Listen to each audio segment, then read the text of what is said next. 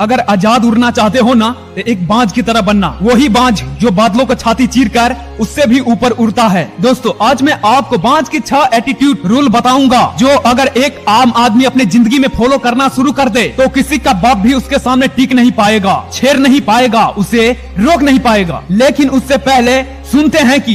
उससे पहले मैं सुनता हूँ एक बाज क्या कहता है। मैं एक बाज हूँ, जब मैं उड़ता हूँ ना तो पूरे आसमान में बादल गड़गड़ाने लगती है। बाज हूँ मैं, इसलिए उड़ान भरता हूँ तो आसमान चीरता हूँ। मेरे साथ उड़ने की किसी का औकात नहीं है, मेरे सामने उड़ने की साहस किसी में नहीं। मैं एक बाज हूँ, जब बादल गरजता है तो सारे पंछी कांपते हैं और मैं हंसता हूँ और ये सोचता हूँ कि ये गरजने वाले बादल बरस के मेरा क्या उखाड़ लेगा। मैं एक बाज हूँ, जब सब छुपने की जगह ढूंढ रहे होते हैं मैं बादलों को चीरकर उनसे भी ऊपर जाता हूँ। मेरा भौकाल है, तभी तो मेरे सिर पर ताज है। मुझे किसी के सामने झुकना मंजूर नहीं, डरना तो मेरे खून में नहीं। हर कोई जन्म लेने के लिए सिर्फ एक बार संघर्ष करता है, लेकिन मैं एक ही जिंदगी में 2 बार पढ़ता हूँ। लेकिन उस मौत से लड़कर मैं एक ही जिंदगी को 2 बार हासिल करता हूँ। मेरा हौसला इतना बुलंद होता है कि मैं मौत से भी टकरा जाता हूँ। आत्मा समान इतना मजबूत है, लड़कर मरना मंजूर है लेकिन घुटकर जीना मंजूर नहीं। नमस्कार दोस्तों, मैं हूं बाला सिंह राजपूत, फिर से एक नए वीडियो में आ चुका हूं आपके दिल में आग लगाने के लिए। इसके लिए मैंने आप सभी के लिए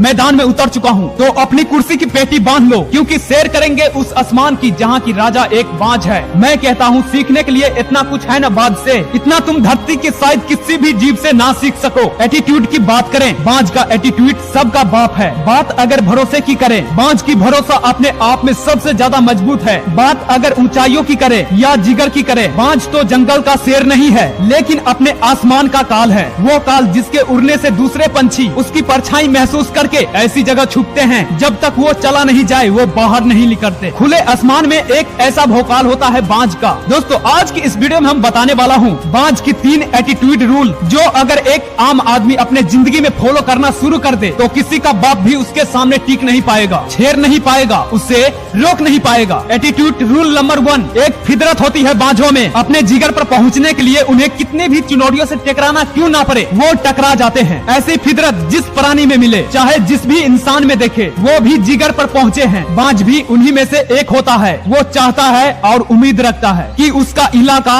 आसमान है। अगर खुली आसमान में सबसे ऊपर विराजमान होने का तो वो है बाज। जब तुम्हें क्लास में आना दूसरा या तीसरा आना पसंद ही नहीं होगा, चिढ़ होगी तो तुम्हारे सिवाय कोई और टॉप कर ही नहीं पाएगा। लेकिन वो एक अंदर से एक फितरत होनी चाहिए कि साला उड़ना है तो सबसे ऊंचा उड़ना है, और यही फितरत एक बाज में होती है। रूल नंबर 2, कभी बाज को कौवे के झुंड में उड़ते देखा है? ये खास तमाशा उन लोगों पर है जो अकेले रहने पर डरते हैं, चाहे कोई साथ रहे या भाड़ में जाए। तुम्हें अपना स्टैंडी मालूम होना चाहिए। बाज अकेला रहता है लेकिन खामोश रहता है, लेकिन फिर भी राज करता है और आसमान पर उसी का हुकूमत चलता है। वो चाहे दर्द में हो, चाहे चुनौतियों से लड़ रहा हो, चाहे किसी भी हालत में हो, वो कभी कबूतरों के झुंड को नहीं चुनेगा, ये उनके साथ नहीं उड़ेगा क्योंकि वो अपनी औकात जानता है। अगर आज उसने कबूतरों को झुंड को पकड़ लिया तो सारे पंछी कल अपनी औकात भूल जाएंगे और शायद बाज राजा नहीं गुलाम बनकर रह जाएगा, क्योंकि संगत में रहने वाले उसकी भी संगत भी वही छोटी उड़ान वाली रह जाएगी। जो बाज पहले आसमान का ताज था वो गुलाम बनकर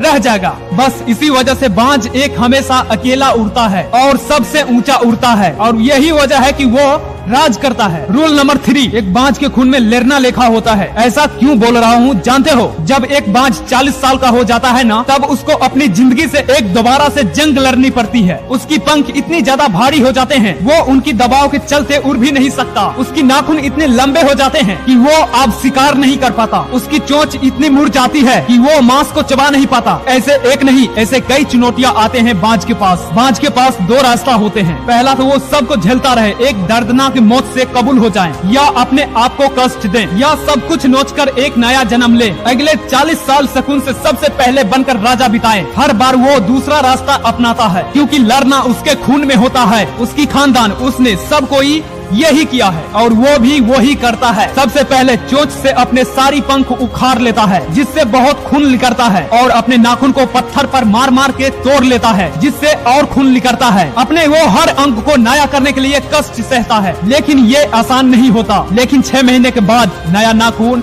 नया पंख, नया चोंच मिलता है और वो अपनी जिंदगी दोबारा जीना शुरू कर देता है। इसलिए दोस्तों, लड़ने से कभी मत हारना। लड़ाई एक नई जिंदगी, किदरत और नया इज्जत देती है। तो चलिए वीडियो को एंड करता हूँ। मिलते हैं अगले वीडियो के साथ, तब तक के लिए सैनिकों।